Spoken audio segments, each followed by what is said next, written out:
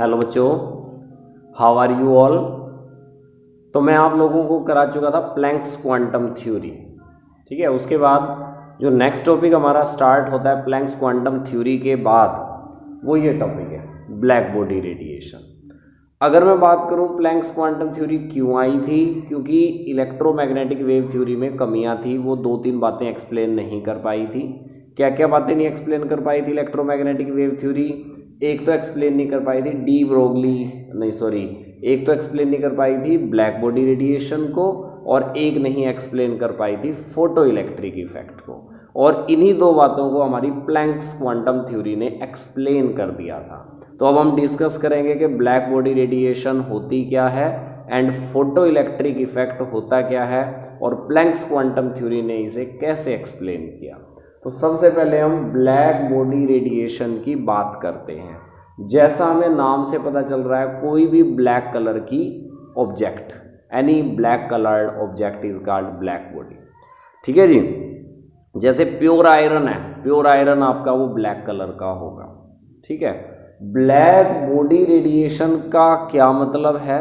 सबसे पहले black body के बारे में बताया गया, it is a perfect absorber and a perfect emitter of radiations of all frequency. मतलब जो हमारी ब्लैक बॉडी होती है ये परफेक्ट एब्जॉर्बर है। परफेक्ट एब्जॉर्बर का मतलब सारी तरह की रेडिएशंस को ये एब्जॉर्ब कर सकती है, and a perfect emitter, her frequency की रेडिएशंस को ये छोड़ भी सकती है, of radiations of all frequency which fall on its surface. मतलब ब्लैक बॉडी के सरफेस पर जो भी रेडिएशंस गिरेंगी उन सभी तरह की रेडिएशंस को ये एब्जॉर्ब या एमिट कर सकती है। Perfect absorber and perfect emitter of all radiations of all frequency. तो इसे हम ब्लैक बॉडी कहते हैं। ब्लैक बॉडी को जब हम गर्म करते हैं, किसी भी ब्लैक कलर्ड ऑब्जेक्ट को जब हम गर्म करेंगे तो इसका रंग जो है बदलेगा। गर्म करने से आपको पता है हर चीज़ का कलर जो है वो बदलता है। ठीक है। जब हम किसी ब्लैक बॉडी को गर्म करेंगे तो इसका कलर बदल करके कौन सा आएगा? सबसे पहले तो इसका कलर ब्लैक से रेड होगा, फर्दर हीट करेंगे डार्क रेड होगा, और हीट करेंगे येलो होगा, और फर्दर हीट करने पर लास्ट में इसका कलर जो है वो ब्लू आ जाएगा। अब यही बात नहीं एक्सप्लेन कर पाई थी इलेक्ट्रोमैग्नेटिक की वेव थ्योरी के कलर क्यों चेंज होता है ब्लैक बॉडी का गर्म करने पर, और ये बात हमें एक्सप्लेन करी इस थ्योरी ने, प्लैंक्स क्वांटम थ्योरी ने, कि ब्लैक बॉडी का कलर चेंज क्यों होता है हीट करने पर। कैसे एक्सप्लेन किया प्लैंक्स क्वांटम थ्योरी ने कि कलर क्यों चेंज होता है, वो मैं आपको बताऊंगा। देखो, प्लैंक्स क्वांटम थ्योरी ये बात कहती है E is proportional to nu. E is the energy, nu is the frequency. मतलब कहने का ये है कि एनर्जी जो है फ्रीक्वेंसी के डायरेक्टली प्रोपोर्शनल होती है। तो जब हम किसी ब्लैक बॉडी को हीट कर रहे हैं तो उसकी क्या इंक्रीज हो रही है? एनर्जी इंक्रीज हो रही है। और एनर्जी इंक्रीज हो रही है तो मतलब उसकी क्या इंक्रीज होती जाएगी? फ्रीक्वेंसी भी उसकी बढ़ती जाएगी। और ये देखो VIBGYOR,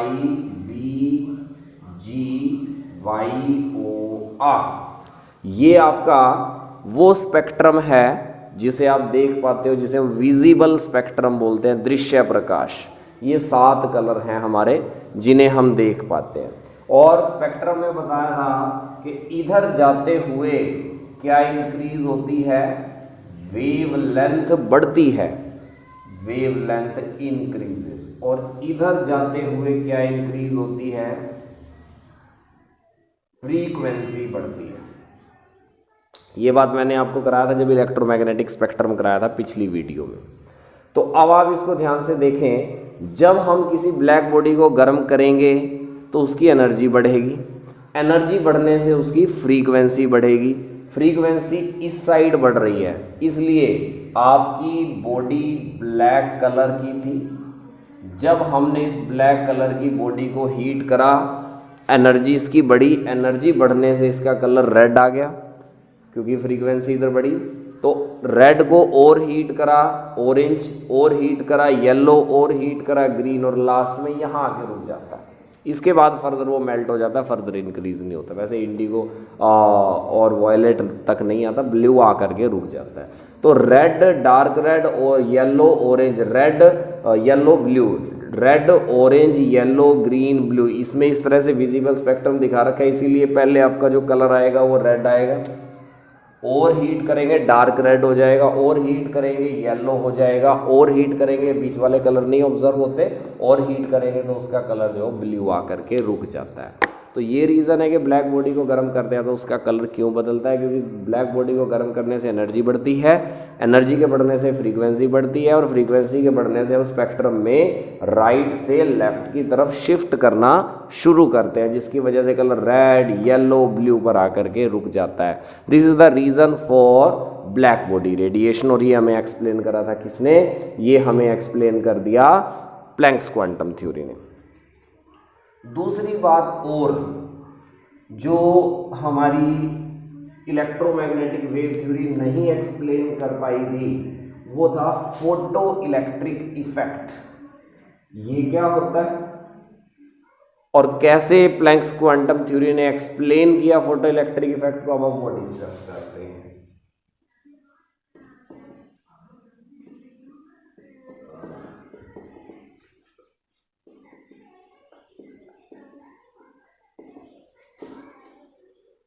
लो जी, टॉपिक हमारे पास आया फोटो इलेक्ट्रिक इफेक्ट।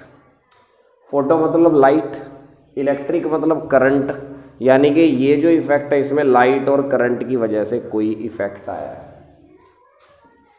मान लो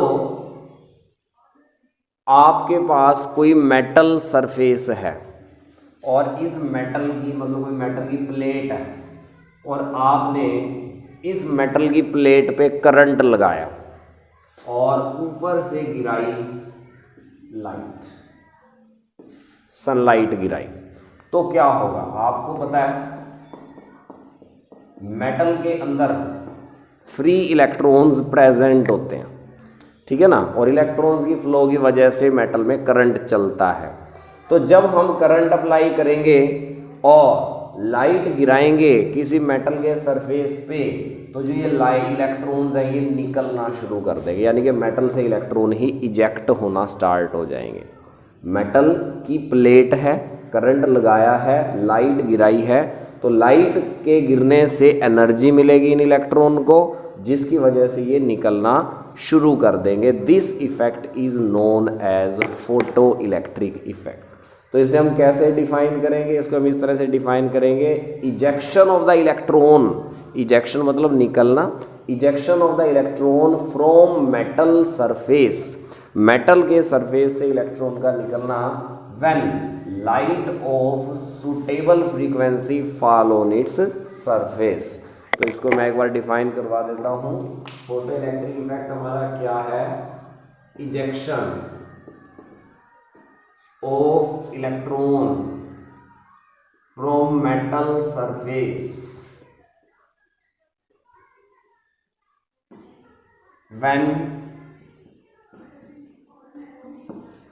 light of suitable frequency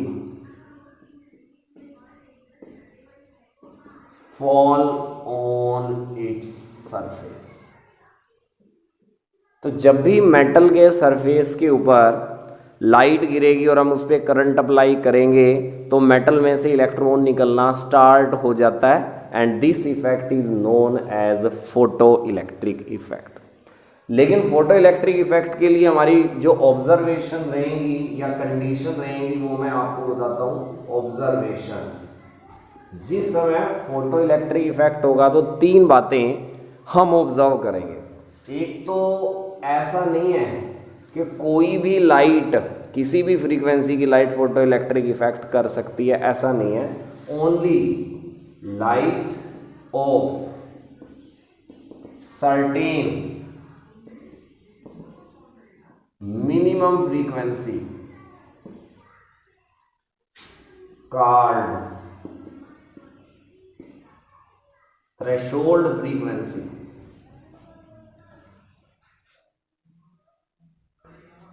cause photo electric effect. सबसे पहली बात आपने ये ध्यान रखनी है कि कोई भी लाइट फोटो इलेक्ट्रिक इफेक्ट नहीं कर सकती।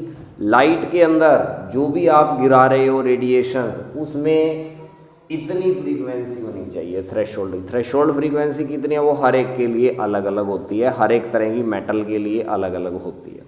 तो कहने का मतलब ये है भी कोई ना कोई पर्टिकुलर, भाई कम से कम इतनी लाइट तो जरूर होनी चाहिए, इतनी फ्रीक्वेंसी तो उस लाइट के अंदर जरूर होनी चाहिए, तभी जाकर के फोटो इलेक्ट्रिक इफेक्ट ऑब्जर्व होगा। और कम से कम कितनी होनी चाहिए वो हर एक के लिए अलग अलग है, जितनी भी होनी चाहिए उसको थ्रेशोल्ड फ्रीक्वेंसी बोलते हैं। जैसे आपको पास होने के लिए कम से कम 33 नंबर चाहिए, तो ये आपके थ्रेशोल्ड नंबर हो गए, भाई कम से कम इतने तो चाहिए पास होने के लिए, ठीक है ना।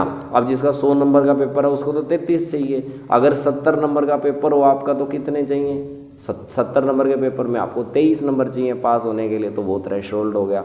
अगर आपका 60 नंबर का पेपर, जैसे साइंस का आपका 60 नंबर का पेपर होता है 10वीं क्लास का, ठीक है, तो उसमें पास होने के लिए आपको कितने चाहिए? आपको 20 चाहिए, तो वहाँ थ्रेशोल्ड नंबर कितने हो गए? 20 हो गए। यानी कि हर एक अलग अलग तरह के सब्जेक्ट के लिए थ्रेशोल्ड नंबर अलग अलग हैं, उसी तरह से अलग अलग तरह की मेटल के लिए थ्रेशोल्ड फ्रीक्वेंसी की वैल्यू भी अलग अलग है।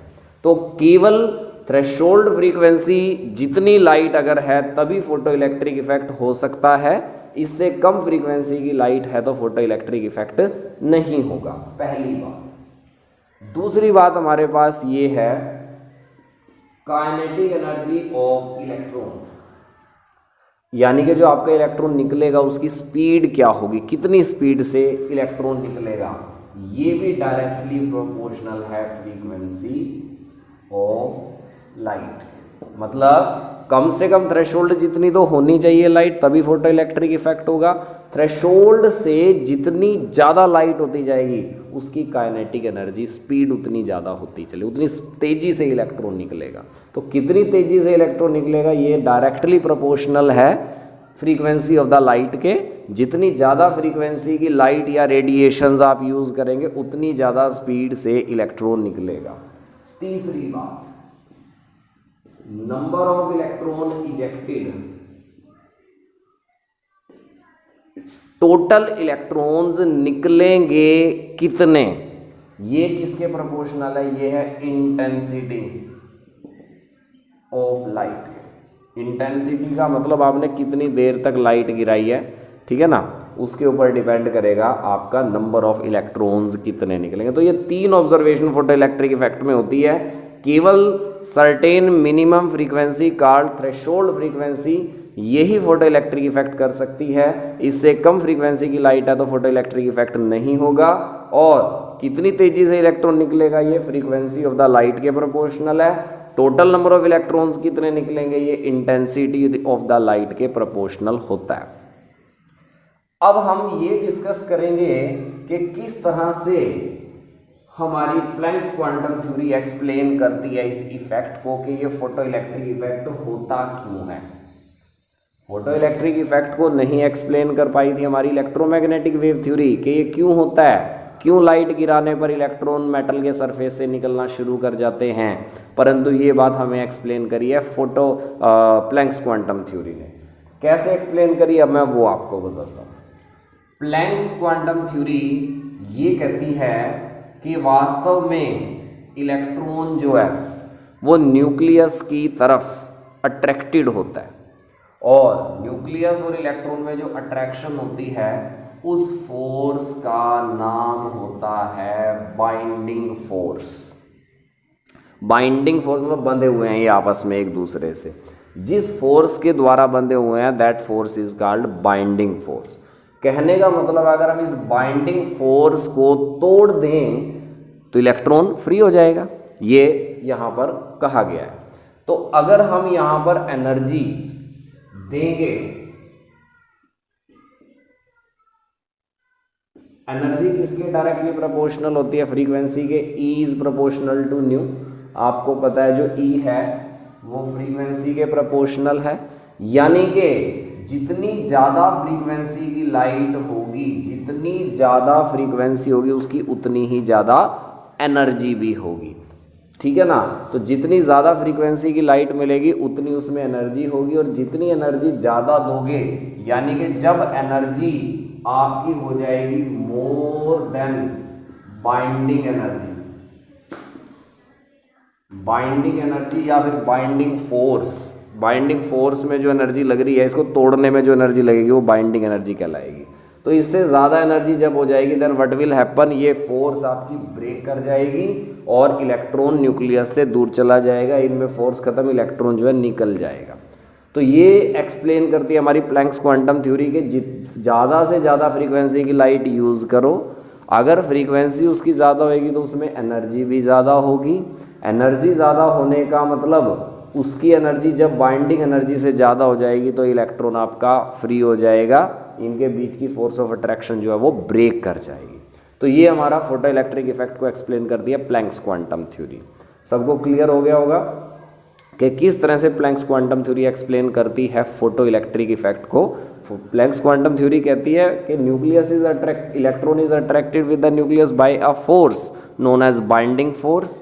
इन order to remove this electron we have to break this force. और ये फोर्स ब्रेक कब करेगी, जब हम ज़्यादा फ्रीक्वेंसी की लाइट यूज़ करेंगे। तो जितनी ज़्यादा फ्रीक्वेंसी की लाइट यूज़ करते जाओगे उतनी ज़्यादा उसकी एनर्जी होती चली जाएगी। ज़्यादा एनर्जी का मतलब आपकी जब एनर्जी बाइंडिंग एनर्जी से ज़्यादा हो जाएगी उस समय इलेक्ट्रॉन न्यूक्लियस से फ्री हो जाएगा, यानी कि फोटो इलेक्ट्रिक इफेक्ट आपका हो जाएगा। तो ये था हमारे पास फोटो इलेक्ट्रिक इफेक्ट, और ये एक्सप्लेन करा हमारी प्लैंक्स क्वांटम थ्योरी ने। तो ये दो बातें हमारी एक्सप्लेन हो गई हैं कि ब्लैक बॉडी रेडिएशन क्या होती है, फोटो इलेक्ट्रिक इफेक्ट क्या होता है।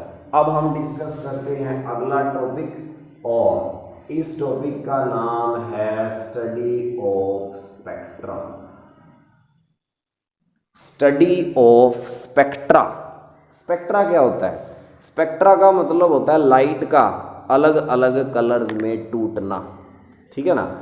जैसे सन की लाइट को हम प्रिज्म में से पास करें तो वो 7 अलग अलग रंगों में टूट जाती है, ब्रेक कर जाती है, जिसका VIBGYOR जो 7 कलर्स मैंने लिखे थे, रेनबो का बनना, वो सब स्पेक्ट्रा है।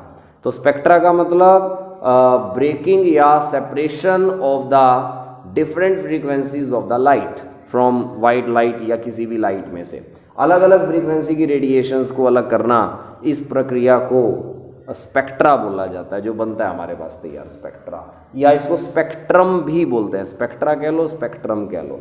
ये हमारे पास 2 तरह का होता है। कौन कौन सा? एक स्पेक्ट्रा का तो नाम होता है एमिशन स्पेक्ट्रा, और दूसरे स्पेक्ट्रम का नाम होता है एब्जॉर्प्शन स्पेक्ट्रा।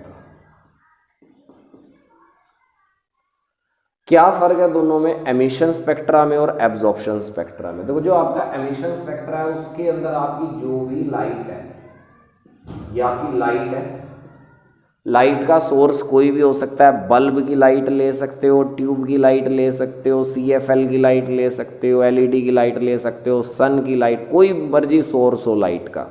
लाइट को आपने एक स्लिट में से पास किया और उसके बाद डायरेक्टली प्रिज्म के ऊपर गिराया, तो ऐसे स्पेक्ट्रा को हम लोग नाम देते हैं एमिशन स्पेक्ट्रा, जिसमें लाइट और प्रिज्म के बीच में कुछ भी नहीं होता, सिर्फ स्लिट होती है। स्लिट का मतलब एक गत्ता, उसमें एक छोटा सा सुराख कर दिया ताकि एक नैरो बीम लाइट का बन के इसके ऊपर गिरे, और कुछ भी नहीं है। तो अगर आपने इस तरह से स्पेक्ट्रा बनाया है, उस स्पेक्ट्रा को हम लोग नाम देते हैं एमिशन स्पेक्ट्रा। और एब्जॉर्प्शन स्पेक्ट्रा में क्या होता है? एब्जॉर्प्शन स्पेक्ट्रा में आपके पास जो लाइट है,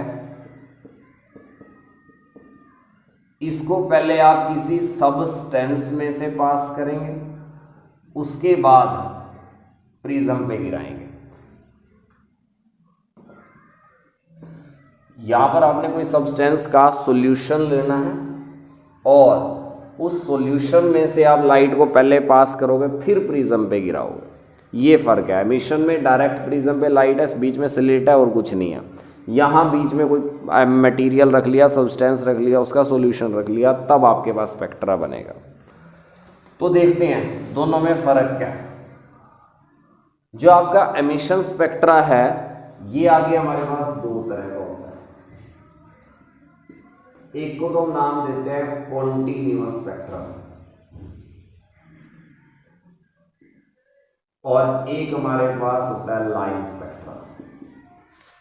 एमिशन स्पेक्ट्रा में आगे दो टाइप हैं, continuous spectra and line spectra. Continuous spectra क्या होता है?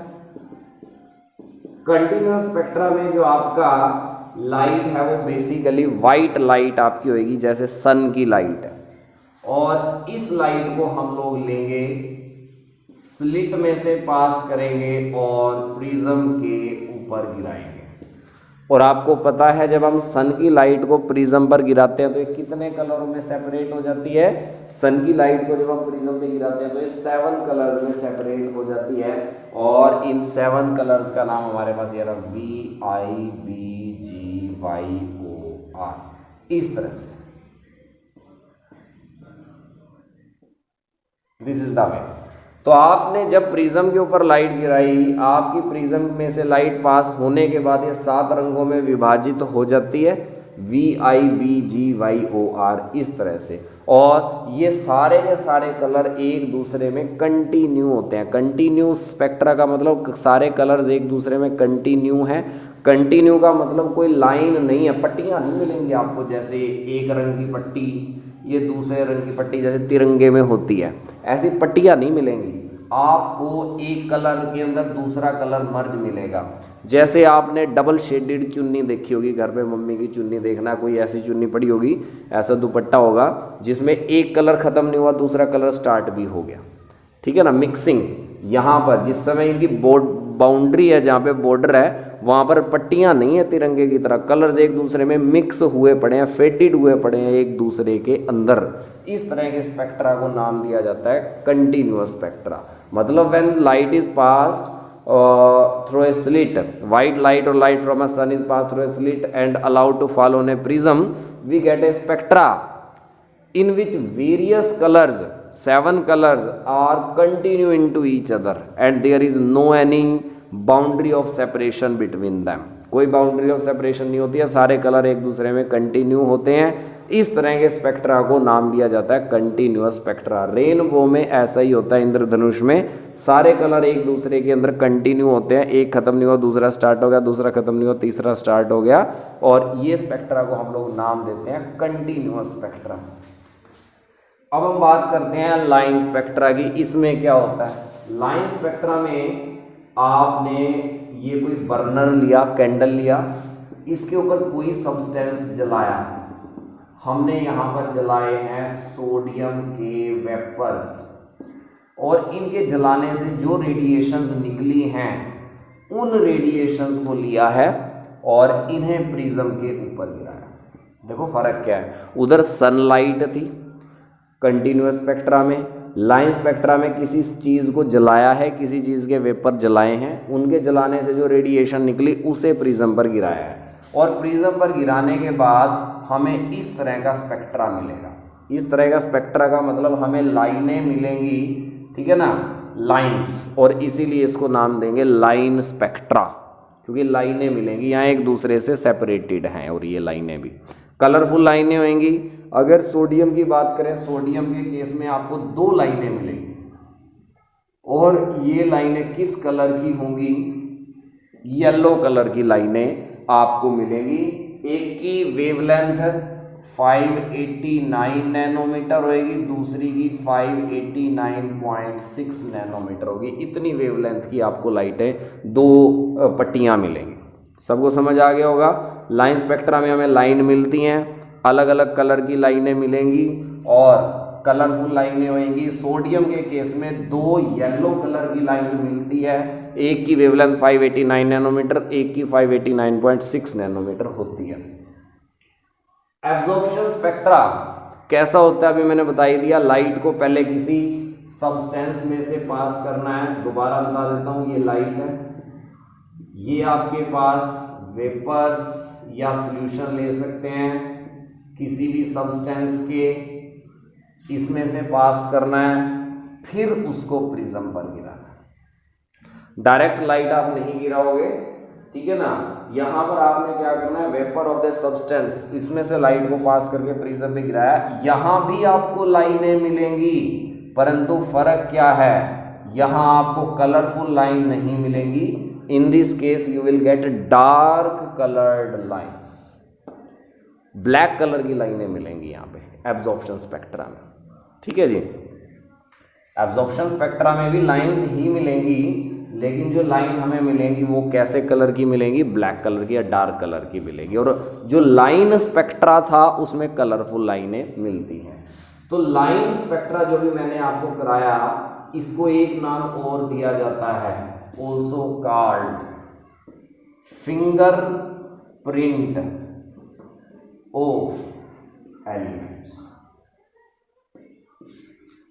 लाइन स्पेक्ट्रा को हम लोग फिंगरप्रिंट ऑफ द एलिमेंट्स भी बोलते हैं। क्यों बोलते हैं, जिस तरह से हम सबके फिंगरप्रिंट्स अलग अलग आते हैं, उसी तरह से हर एक एलिमेंट का लाइन स्पेक्ट्रा भी अलग अलग आएगा। मतलब हम लाइन स्पेक्ट्रा देख करके बता सकते हैं कि भाई ये किसका है, ठीक है ना, किस एलिमेंट का है, क्योंकि प्रत्येक एलिमेंट का लाइन स्पेक्ट्रा अलग अलग आएगा। जिस तरह से हमारी फिंगरप्रिंट अलग अलग होते हैं, तो ये भी अलग अलग आएगा। That is why these are called fingerprint of the element. Line spectra में हमारे पास एक स्पेक्ट्रा बड़ा इंपॉर्टेंट है, that is line spectra of hydrogen. Line spectra एक बड़ा इंपॉर्टेंट है हमारे पास, और वो है हाइड्रोजन का लाइन स्पेक्ट्रा। यानी कि हम लोगों ने क्या करना है, हम लोगों ने यहां पर लेनी है हाइड्रोजन गैस। एक ट्यूब में हाइड्रोजन गैस लेनी है और करंट इसके ऊपर अप्लाई करना है। करंट अप्लाई करना है लो प्रेशर पे, तो इसमें से रेडिएशन निकलना स्टार्ट होंगे हाइड्रोजन में से। हमने उन रेडिएशंस को लेना है, स्लिट में से पास करना है और प्रिज्म के ऊपर गिराना है। हाइड्रोजन का लाइन स्पेक्ट्रम बनाने के लिए हमने क्या करा, we take hydrogen gas in a discharge tube and allow electric current to fall on it at low pressure. The radiations released are allowed to fall on prism after passing through the slit. Slit में से पास करके इनको prism पर गिराया, तो हमें जो spectra मिलेगा वो ऐसा ऐसा मिलेगा। जब हम ऐसा करेंगे तो हमें हाइड्रोजन के केस में एक स्पेक्ट्रा मिलेगा। मैं नीचे बना देता हूँ, यहाँ जगह कम है, थोड़ा बड़ा बनना है तो नीचे बना देता हूँ।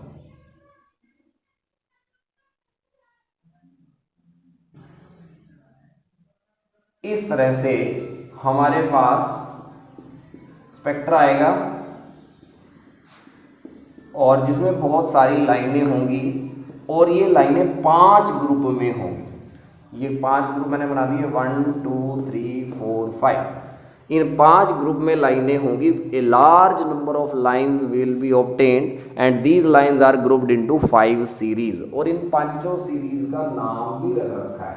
जो ये पहले वाली सीरीज है, इस पहले वाली सीरीज का नाम है LYMAN, लाइमन सीरीज। और ये दूसरे वाली सीरीज का नाम है BALMAR, Balmer series.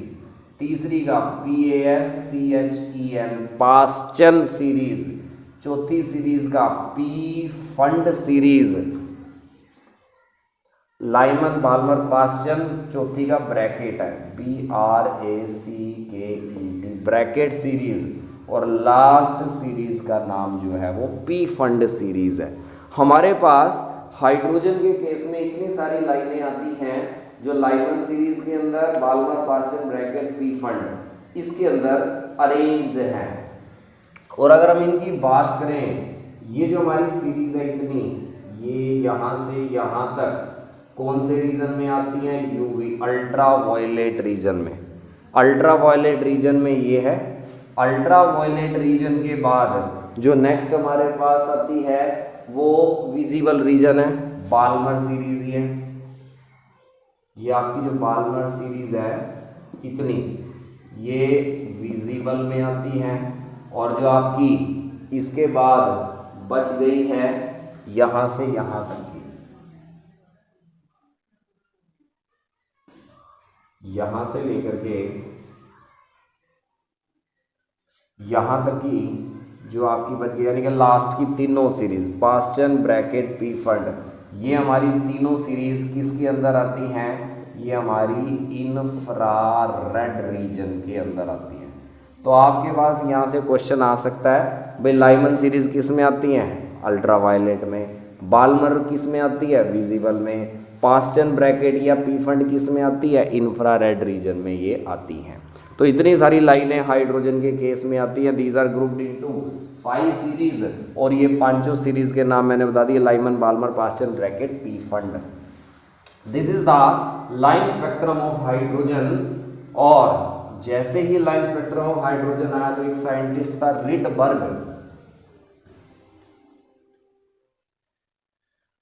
Rydberg scientist ने अपना एक फॉर्मूला दिया था रिडबर्ग, लेकिन उससे पहले मैं बता देता हूं, अगर आपके पास रिडबर्ग फॉर्मूला क्या था, RYDBERG, रिडबर्ग फॉर्मूला, ये बड़ा इंपॉर्टेंट है, इसके न्यूमेरिकल आते हैं।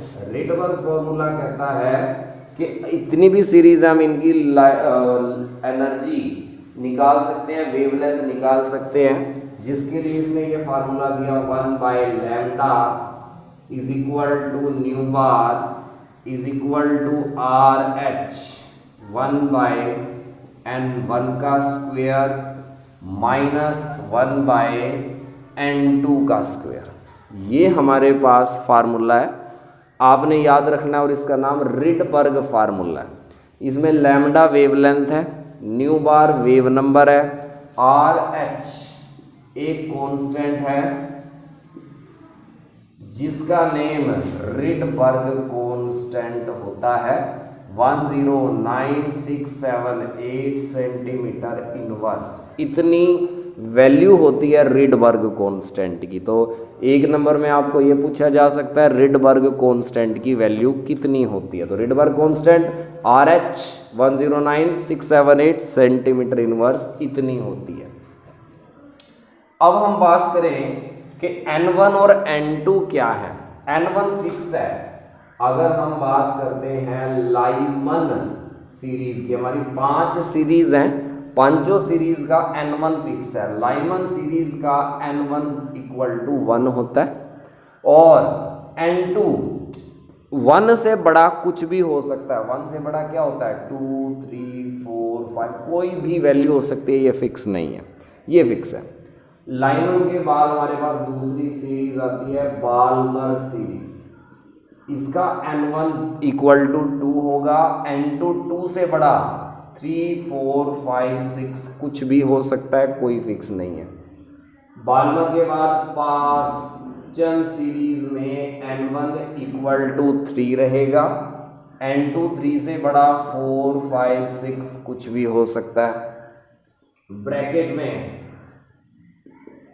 N1 equal to 4, N2 equal to 5, 6, 7 कुछ भी हो सकता है। और पी फंड सीरीज में N1 equal to 5, N2 equal to 6, 7, 8 कुछ भी हो सकता है। तो कहने का मतलब ये है कि N1 की वैल्यू आपकी फिक्स रहेगी, N2 की वैल्यू उससे बड़ी कुछ भी हो सकती है। मिनिमम N2 इससे बड़ा जो भी आएगा, 1 से बड़ा 2, 2 से बड़ा 3, ऐसे मिनिमम वैल्यू N2 की ये रहेगी। यहाँ पे आप इनकी वैल्यू रख करके N1 की और N2 की, रिडबर्ग कांस्टेंट की वैल्यू रख करके वेवलेंथ निकाल सकते हो, किसी की भी पांचों सीरीज की वेवलेंथ निकाल सकते हो। यहाँ से न्यूमेरिकल भी आपके पास बनते हैं रिडबर्ग फॉर्मूला से रिलेटेड। तो ये था हमारे पास topic line spectra of hydrogen. 2 या 3 नंबर में अलग से क्वेश्चन आ सकता है, भाई हाइड्रोजन का लाइन स्पेक्ट्रम समझाओ, तो आपने इस तरह से इसको एक्सप्लेन कर देना है। अब हम डिस्कस करते हैं failure of Rutherford model.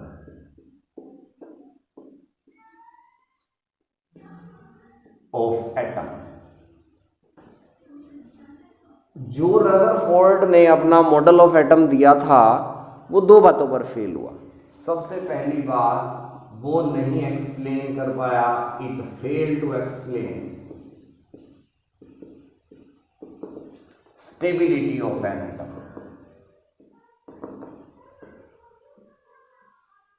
Rutherford atom की स्टेबिलिटी को एक्सप्लेन नहीं कर पाया। स्टेबिलिटी कैसे? रदरफोर्ड से क्वेश्चन किया गया कि रदरफोर्ड जी ये बताइए कि न्यूक्लियस पे तो होता है पॉजिटिव चार्ज और इलेक्ट्रॉन पर होता है नेगेटिव चार्ज। पॉजिटिव नेगेटिव की अट्रैक्शन होनी चाहिए एंड इलेक्ट्रॉन न्यूक्लियस में गिर जाना चाहिए, परंतु हमें पता है ऐसा नहीं होता। इलेक्ट्रॉन हमेशा न्यूक्लियस के चारों तरफ चक्कर काटता रहता है, कभी भी न्यूक्लियस में नहीं गिरता। लेकिन उसका रीजन क्या है? पॉजिटिव नेगेटिव चार्ज की तो अट्रैक्शन होनी चाहिए थी, परंतु फिर भी इलेक्ट्रॉन न्यूक्लियस में क्यों नहीं गिर रहा? ये चक्कर क्यों काट रहा है न्यूक्लियस के? अपोजिट चार्ज होने के बावजूद भी ये न्यूक्लियस में क्यों नहीं गिरता? ये बात नहीं एक्सप्लेन कर पाया था रदरफोर्ड। रदरफोर्ड ने ये कहा कि वास्तव में सेंट्रीफ्यूगल फोर्स रिस्पॉन्सिबल है कि जिसकी वजह से इलेक्ट्रॉन न्यूक्लियस के चारों तरफ चक्कर काटता है। सेंट्रीफ्यूगल फोर्स क्या होती है? अगर हम एक पत्थर लें, धागे से बांधें और उसको यूँ गोल गोल घुमाएं तो हमें पता है वो गोल गोल घूमता रहेगा। या मौत के कुएं में मोटरसाइकिल वाला जो मोटरसाइकिल चलाता है, कार चलाता है, वो सेंट्रीफ्यूगल फोर्स की वजह से चलाता है। तो रदरफोर्ड ने कहा, कहता वास्तव में यही फोर्स लगती है यहाँ पे, इसकी वजह से इलेक्ट्रॉन न्यूक्लियस में नहीं गिरता। परंतु ये बात उसकी गलत थी। सेंट्रीफ्यूगल फोर्स नहीं हो सकती यहाँ पे, क्योंकि इलेक्ट्रॉन एक चार्ज्ड पार्टिकल है, इसके ऊपर चार्ज है, और जब भी चार्ज पार्टिकल सर्कुलर डायरेक्शन में मूव करेगा इसके ऊपर एक्सेलरेशन लगेगा। एक्सेलरेशन लगने से इसकी एनर्जी कम होती चली जाएगी, कम होएगी कम होएगी कम होएगी, तो भी ये न्यूक्लियस में गिर जाना चाहिए। मतलब अगर सेंट्रीफ्यूगल फोर्स है तो भी इलेक्ट्रॉन न्यूक्लियस में गिर जाना चाहिए, परंतु इलेक्ट्रॉन तो न्यूक्लियस में नहीं गिरता। तो which force is responsible for this he was not able to explain. तो वह एटम की स्टेबिलिटी को एक्सप्लेन नहीं कर पाया। और दूसरी बात, वो नहीं एक्सप्लेन कर पाया, fail to explain line spectrum of hydrogen. अभी हम लोगों ने डिस्कस किया कि हाइड्रोजन में हमारे पास इतनी सारी लाइनें आती हैं, Lyman, Balmer, Paschen, Brackett, Pfund, 5 series में इतनी सारी लाइनें क्यों आती हैं? रदरफोर्ड ये भी नहीं एक्सप्लेन कर पाया कि क्यों आती हैं इतनी सारी लाइनें हाइड्रोजन के स्पेक्ट्रम के अंदर। 2 बातों पर फेल हुआ था। 2 नंबर में क्वेश्चन बनता है, फेलियर ऑफ द रदरफोर्ड, तो आपने 2 पॉइंट लिखने हैं। अब बात आई कि जैसे ही रदरफोर्ड का मॉडल फेल हुआ तो नया मॉडल हमारे पास आया और वो था बोहर का मॉडल। अब हम वो डिस्कस करते हैं। बोहर मॉडल ऑफ एटम 1913 में रदरफोर्ड ने अपना मॉडल दिया था 1911 में। उसके ठीक 2 साल बाद बोहर ने अपना मॉडल दिया, यानी कि 2 साल में इसका मॉडल फेल भी हो लिया रदरफोर्ड का। बोहर ने अपने मॉडल में क्या क्या बातें कही? बोहर कहता है कि ये न्यूक्लियस है, इसके चारों तरफ ये गोल चक्कर होते हैं, इन गोल चक्रों में इलेक्ट्रॉन घूमते हैं और इन गोल चक्रों का नाम या तो ऑर्बिट है या शेल है। तो पहले पॉइंट में बोहर कहता है electron revolve around nucleus in fixed circular path called orbits. Electron nucleus के चारों तरफ जिन गोल चक्रों में घूमता है, इन गोल चक्रों को हम ऑर्बिट बोलते हैं या शेल बोलते हैं। ठीक है जी, ये गोल चक्कर हैं, इन गोल चक्रों को ऑर्बिट या शेल बोला गया है। दूसरे पॉइंट में बोहर कहता है कि orbits are energy level of electron. जो ऑर्बिट है इलेक्ट्रॉन के एनर्जी लेवल हैं, एंड आर रिप्रेजेंटेड बाय 1 2 3 4 या K L M N starting from nucleus. इन ऑर्बिट्स के नंबर लगाए गए हैं, पहला ऑर्बिट, दूसरा, तीसरा, चौथा, इसके बाद पांचवा, इसके बाद छठा। किधर से स्टार्ट होना है? न्यूक्लियस की साइड से स्टार्ट होना है, या इनका नंबर लगाया गया KLMN। KLMN नंबर भी लगा सकते हैं इन ऑर्बिट का या शेल का, या 1 2 3 4 नंबर भी लगा सकते हैं इनका न्यूक्लियस की तरफ से स्टार्ट होकर के। ये दूसरे पॉइंट पे बोहर ने कहा।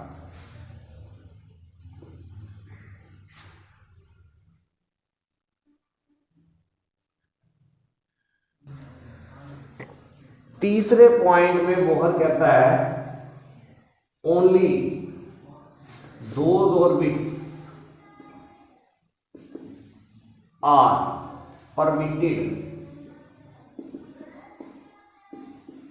for electron which have energy equal to NH over 2 pi। जिनकी एनर्जी NH over 2 pi या H over 2 pi के इक्वल है। N का मतलब नंबर ऑफ ऑर्बिट है, या N की वैल्यू 1 आ जाएगी फर्स्ट ऑर्बिट में, सेकंड में 2, थर्ड में 3। H क्या चीज़ है? प्लैंक कांस्टेंट है, जिसकी वैल्यू 6.626 इंटू 10 की पावर -34 जूल सेकंड होती है। पाई आपका 22/7 या 3.14 होता है। तो केवल वही ऑर्बिट में इलेक्ट्रॉन्स है, यानी कि हर एक ऑर्बिट की उसने एनर्जी बता दी। Energy of each orbit is equal to NH over 2 pi। चौथे पॉइंट में बोहर कहता है कि मान लो इलेक्ट्रॉन यहां है, फर्स्ट ऑर्बिट में है, तो वो यहीं चक्कर काटता रहेगा, वो अपने आप पंगे नहीं लेगा, कहीं नहीं जाएगा। आपका इलेक्ट्रॉन यहां है, इस तीसरे ऑर्बिट में है, तो वो तीसरे में ही चक्कर काटता रहेगा अपनी पूरी जिंदगी। ठीक है ना? मतलब पूरी जिंदगी का मतलब इलेक्ट्रॉन की जिंदगी तो नहीं होती, वैसे कह रहा हूं कि यहीं रहेगा, कहीं जाएगा नहीं। तो जब तक इलेक्ट्रॉन, ये कहता है as long as electron is present in an orbit, जब तक इलेक्ट्रॉन किसी भी ऑर्बिट में है, it neither emit nor absorb energy of its own. अपने आप ये एनर्जी को ना तो लेगा ना देगा, मतलब यहां तो यहीं रहेगा, कहीं नहीं जाएगा। ठीक है ना? लेकिन जब हम क्या करें, इस इलेक्ट्रॉन को मान लो एनर्जी दे दी हमने, नीचे से इसको हीट कर दिया, गर्म कर दिया, गर्म करने से एनर्जी मिली। एनर्जी मिलने के बाद जो आपका इलेक्ट्रॉन है जंप करके कहीं दूसरी जगह आ जाएगा। दूसरी जगह मतलब इससे ऊपर कहीं भी जा सकता है। थोड़ी एनर्जी मिलेगी यहाँ जाएगा, थोड़ी ज़्यादा मिलेगी यहाँ जाएगा, थोड़ी और ज़्यादा मिलेगी यहाँ जाएगा, और थोड़ी ज़्यादा मिलेगी इससे अगले ऑर्बिट में जाएगा। तो मतलब जब एनर्जी हमने दी, जब तक हमने कुछ नहीं करा तब तक ये भी यही है। बट व्हेन एनर्जी सप्लाइड, जैसे ही एनर्जी सप्लाई करी, then what will happen, electron jump into high energy level. Normal level को हम लोग नाम देते हैं ग्राउंड स्टेट, और जब इलेक्ट्रॉन जंप करके जहां गया उसको नाम दिया जाता है एक्साइटेड स्टेट। तो यहां पर इलेक्ट्रॉन का कौन सा स्टेट है? एक्साइटेड स्टेट है। तो बोर कह रहा है जब इलेक्ट्रॉन को एनर्जी दी, उसका इलेक्ट्रॉन हाई एनर्जी लेवल में जाएगा, जिसका नाम एक्साइटेड स्टेट है। लेकिन हाई एनर्जी लेवल में इलेक्ट्रॉन जो है वो स्टेबल नहीं होता, स्टेबल वो वहीं था जहाँ से वो आया था। कहने का मतलब जैसे हमारा मन अपने घर में ही लगता है, अगर हम कहीं बाहर घूमने जाते हैं तो वहाँ पर हम एक्साइटेड स्टेट में हैं, परंतु वहाँ 2-4 दिन तो मन लग जाएगा, थोड़ी देर बाद वापस अपने घर ही आना, जी तो घर ही लगेगा। चाहे कोई अमेरिका भेज दो, आपका दिल नहीं लगने का, आपका दिल अपने घर ही लगेगा, अपने गांव में, आपके शहर में, आपकी कॉलोनी में, वहीं दिल लगेगा। वही काम इसका है कि जब हमने इसको एनर्जी दी, एक्साइटेड स्टेट में इलेक्ट्रॉन चला तो गया, परंतु एक्साइटेड स्टेट में इलेक्ट्रॉन स्टेबल नहीं है, थोड़ी देर बाद ये वापस यहीं आएगा जहां से गया था। ठीक है ना? जहां से गया था वहीं वापस आएगा, और आते हुए वो एनर्जी को क्या करेगा? छोड़ेगा। जितनी एनर्जी उसने ली थी जंप करने के लिए ऊपर वाले लेवल में, उतनी ही एनर्जी थोड़ी देर बाद छोड़ करके वापस वो अपने ओरिजिनल लेवल में आ जाएगा, लेकिन कभी भी इतनी एनर्जी नहीं छोड़ेगा कि ये न्यूक्लियस में गिर जाएगा। कहने का मतलब यह है हर ऑर्बिट की एनर्जी जो है वो फिक्स है। यहाँ था एनर्जी दी, ऊपर गया, परंतु हाई एनर्जी लेवल में इलेक्ट्रॉन स्टेबल नहीं है, थोड़ी देर बाद वो अपनी एनर्जी छोड़ करके वापस अपने ग्राउंड लेवल में आ गया, लेकिन कभी भी इतनी एनर्जी नहीं छोड़ेगा कि ये न्यूक्लियस के अंदर गिर जाए। तो अगर आपसे कोई पूछ ले कि बोहर ने ये कैसे एक्सप्लेन किया कि एटम स्टेबल होता है, तो आपने ये चौथा पॉइंट लिख देना है कि जब तक इलेक्ट्रॉन किसी भी ऑर्बिट में होता है वो अपने आप ना एनर्जी छोड़ता ना ही लेता। और फिर पांचवा पॉइंट लिखना है कि when energy supplied from the outside sources, जब बाहर से एनर्जी देंगे electron jump into high energy level, electron high energy level में चला जाएगा, but in high energy level it is unstable and return back to its ground level by releasing same amount of energy. जितनी ली थी उतनी की उतनी energy छोड़ करके दोबारा वो अपने ग्राउंड लेवल में वापस आ जाएगा, but does not release so much energy that it fall into the nucleus. कभी भी इतनी एनर्जी नहीं छोड़ेगा कि ये न्यूक्लियस में गिर जाए, हैंस एटम इज स्टेबल। इस तरह से बोहर ने एक्सप्लेन किया अपने पॉइंट नंबर 4 और पॉइंट नंबर 5 के अंदर कि हमारा एटम जो है स्टेबल होता है। तो अचीवमेंट क्या क्या रही इसकी बोहर मॉडल की? बोहर मॉडल ने सबसे पहले तो एक्सप्लेन कर दिया अचीवमेंट क्या रही, सबसे पहला एक्सप्लेन कर दिया एटम की स्टेबिलिटी।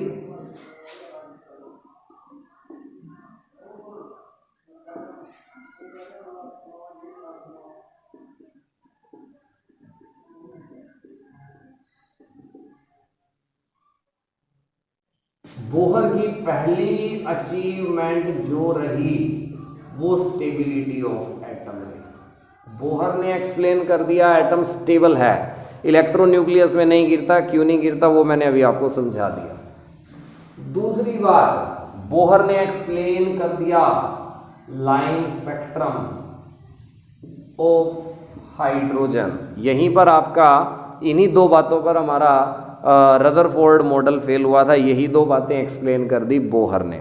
अब ये बात कैसे एक्सप्लेन करी बोहर ने भी, लाइन स्पेक्ट्रम ऑफ हाइड्रोजन मतलब हाइड्रोजन में इतनी सारी लाइनें क्यों आती हैं उसको एक्सप्लेन करता है वो इस तरह से, ध्यान से समझिएगा।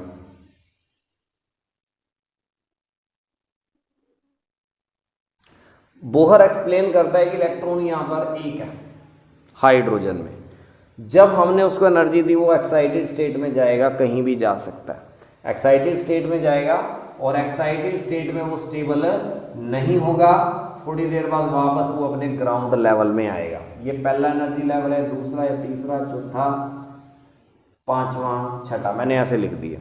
अब कह रहा है मान लो इलेक्ट्रॉन आपका जंप करके कहीं भी गया था, मान लो इलेक्ट्रॉन आपका जंप करके यहाँ गया था, छठे लेवल में गया था, छठे में जा सकता है, चौथे, तीसरे, दूसरे, पहले से तो गया ही है, 8वें 7वें किसी भी एनर्जी लेवल में जा सकता है। तो जब वो इलेक्ट्रॉन हाई एनर्जी लेवल में जाएगा थोड़ी देर बाद वापस आना उसने वहीं है, जहाँ गया था वहीं से वापस आएगा। यानी कि अगर आपका इलेक्ट्रॉन गया छठे लेवल में, छठे से पहले में वापस आएगा, पांचवें में गया तो पांचवें से पहले में वापस आएगा, चौथे में गया तो ये ऐसे किसी भी लेवल में गया वापस पहले में आया। तो जब इलेक्ट्रॉन आपका किसी भी एनर्जी लेवल से वापस फर्स्ट लेवल में आए, n इज इक्वल टू 1 में आए, n इज इक्वल टू 1 में कौन सी सीरीज बनती है? लाइमन सीरीज बनती है। तो ये लाइमन सीरीज की फॉर्मेशन करेगा। अगर हमारा इलेक्ट्रॉन वापस पहले में ना आकर के दूसरे में आए, अगर इलेक्ट्रॉन इस तरह से ना आकर के, मैं यहां पर लिख दूं कि किसी भी हाई एनर्जी लेवल से इलेक्ट्रॉन जंप करके दूसरे एनर्जी लेवल में वापस आए, यहां से जाए, यहां से जाए, यहां से जाए, यहां से जाए, तो इसने कौन सी सीरीज की फॉर्मेशन करी? n इज इक्वल टू 2 में कौन सी सीरीज बनती है? Balmer series. तो इस तरह से बाल्मर सीरीज बनती है। तीसरी वो एक्सप्लेन कर रहा है किसी भी हाई एनर्जी लेवल से इलेक्ट्रॉन अगर थर्ड एनर्जी लेवल में वापस जाए,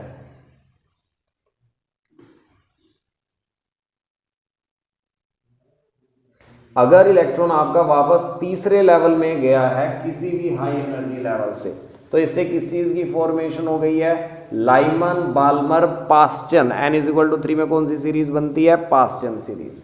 अब किसी भी हाई एनर्जी लेवल से अगर आपका इलेक्ट्रॉन चौथे एनर्जी लेवल में आए तो इसका मतलब आपके पास ब्रैकेट सीरीज की फॉर्मेशन होती है, और किसी भी हाई एनर्जी लेवल से इलेक्ट्रॉन अगर हमारा पांचवें एनर्जी लेवल में वापस आए तो इससे हमारे पास पी फंड सीरीज की फॉर्मेशन होती है। तो this is the reason for existence of a large number of line in case of the hydrogen spectrum. इतनी सारी लाइनें आने का कारण ये है कि इलेक्ट्रॉन किसी एनर्जी लेवल से वापस अपने ग्राउंड लेवल में आता है, और ऐसा करते हुए अगर वो पहले लेवल में वापस आए कहीं से मर्जी, लेकिन आए पहले में तो लाइमन सीरीज बनेगी, दूसरे लेवल में आए, दूसरे एनर्जी लेवल में आए तो बाल्मर बनेगी, तीसरे में पास्चन, चौथे में ब्रैकेट और पांचवें में पी फंड सीरीज बनेगी। ये कारण है इतनी सारी लाइनें हाइड्रोजन में क्यों आती हैं, ये एक्सप्लेन कर दिया बोहर ने।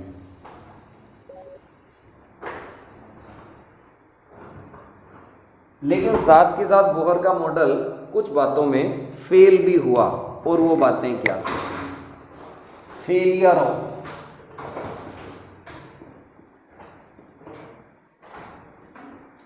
Failure of Bohr model. Bohr का मॉडल किन बातों पर फेल हुआ।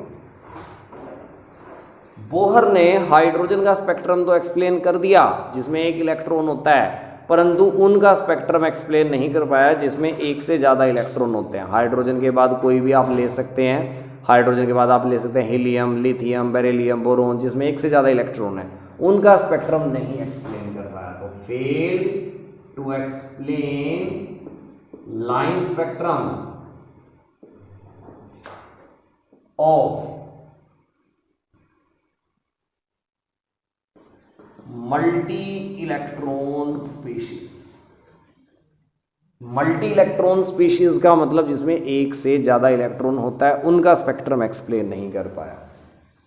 दूसरी बात, अगर हम इन लाइनों के ऊपर मैग्नेटिक फील्ड लगा दें तो हमारी जो है जितनी लाइनें आई थी इन लाइनों में स्प्लिटिंग स्टार्ट हो जाती है, ब्रेक करना स्टार्ट कर जाती हैं ये लाइन। ऐसा क्यों होता है ये भी नहीं एक्सप्लेन कर पाया बोहर। तो यहाँ आया fail to explain splitting of spectral line in applied magnetic field, और इसको हम लोग नाम देते हैं ज़ीमैन्स इफेक्ट। 1 मार्क में आपसे पूछ सकते हैं ज़ीमैन्स इफेक्ट क्या होता है। मैग्नेटिक फील्ड अप्लाई करने पर हमारी जो स्पेक्ट्रल लाइंस आई थी वो ब्रेक करना शुरू करती हैं, इसे ज़ीमैन्स इफेक्ट बोलते हैं। तीसरी बात, fail to explain spectral line in applied electric field. Electric field में भी आपकी स्पेक्ट्रल लाइन स्प्लिट करेंगी और इसे हम नाम देंगे स्टार्क इफेक्ट। एक एक नंबर में ये इफेक्ट इंपॉर्टेंट है। ज़ीमैन इफेक्ट क्या होता है, स्टार्क इफेक्ट क्या होता है। चौथी बात, fail to explain de Broglie concept and Heisenberg's uncertainty principle। De Broglie concept और हेजनबर्ग्स अनसर्टेनिटी प्रिंसिपल, ये दो बातों को भी एक्सप्लेन नहीं कर पाएगा हमारा बोहर मॉडल। ये क्या होता है डी ब्रोगली कंसेप्ट, ये क्या होता है हेजनबर्ग अनसर्टेनिटी प्रिंसिपल, ये मैं आपको नेक्स्ट वीडियो में समझाऊंगा। तो सारे नेक्स्ट वीडियो में इन टॉपिक्स को समझेंगे जहां पर बोहर फेल हुआ। ठीक है प्यारे बच्चों, तो यहाँ तक का आपके पास टॉपिक था। स्टार्क इफेक्ट, ज़ीमैन इफेक्ट बड़ा इंपॉर्टेंट है। ठीक है, तो और जो टॉपिक्स आज के कराए हैं वो काफ़ी इंपॉर्टेंट है, उनको आप अच्छी तरह से कर लेना। कोई प्रॉब्लम है तो मेरे से दोबारा पूछ सकते हो। ठीक है, तो नेक्स्ट वीडियो में हम ये टॉपिक डिस्कस करेंगे। Thank you very much.